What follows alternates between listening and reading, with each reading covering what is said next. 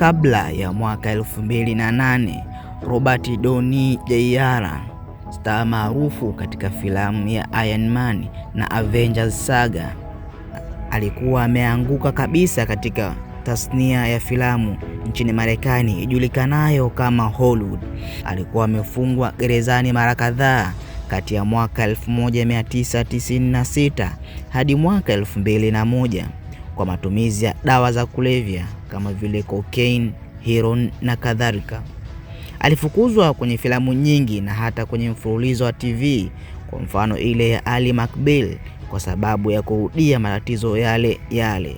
Kampuni nyingi za bima za Hollywood zilikataa kumhakikishia insurance, jambo ambalo ni muhimu kwa production kubwa. Kwa hiyo Marvel waliogopa kama ingeanza kutumia tena, filamu ingeanguka kabla hata ya kumalizika.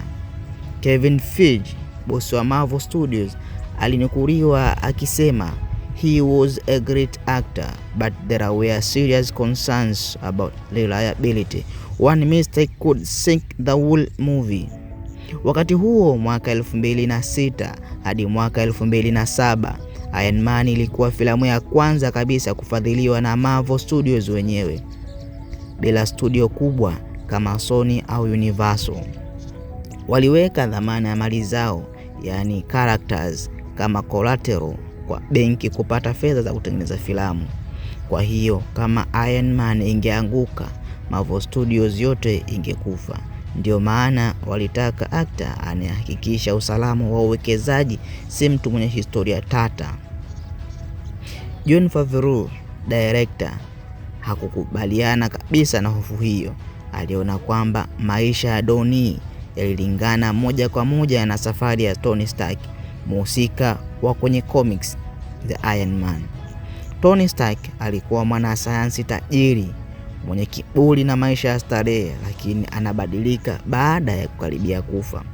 Wakati huo kwenye maisha ya kweli, Robert Downey alikuwa nyota mkubwa aliyeanguka, lakini sasa anatafuta nafasi ya pili kwenye tasnia hiyo. Favreau aliamini kuwa Downey anaweza kuleta uhalisia, yani authenticity, ambao hakuna mwingine angeweza kutoa. Favreau alinukuliwa akisema, "The movie was about redemption, and Robert was the redemption. If we cast him, the audience will feel it." Wakati wa auditions, Marvel ilisema hapana kwa Robert Downey Jr. Walitaka majina kama Tom Cruise, ambaye inasemekana alikaribia sana kuchukua nafasi hii, Clive Owen, Timothy Olyphant au Nicolas Cage. Lakini Favreau aliendelea kupigania kweli kwa kweli Downey hadi wakamruhusu screen test moja tu kama jaribio. Downey alipofika kwenye majaribio, alivaa suti ya Stark na akaanza kufanya scene ya mahojiano kuhusu silaha za Stark Industries. Akaingia moja kwa moja kwenye roho ya Tony Stark. Wote waliokuwa setini walishangaa kweli kipaji cha bwana huyo. Baada ya hapo, Kevin Feige mwenyewe alisema, "The moment we saw him read the lines, we knew he was Iron Man." Marvel wakabadili msimamo mara moja. Kwa sababu ya hatari na hofu ya pale mwanzoni, Marvel ilimlipa $500,000 tu kwa filamu ya kwanza ya Iron Man ya mwaka 2008.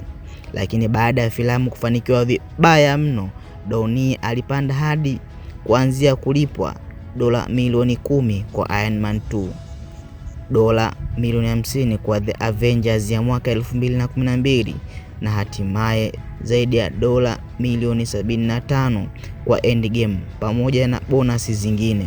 Uamuzi wa Favreau na Feige kumchukua Downey ulibadilisha Marvel milele. Iron Man ikawa hiti kubwa, MCU ikazaliwa, Downey akawa mfano wa second chance katika Hollywood. Leo kila mtu anakubali hakuna Iron Man bila Robert Downey Jr. Yapi maoni yako kuhusu mtu huyu? Usisahau kutuchazia kwenye uwanja wa comment.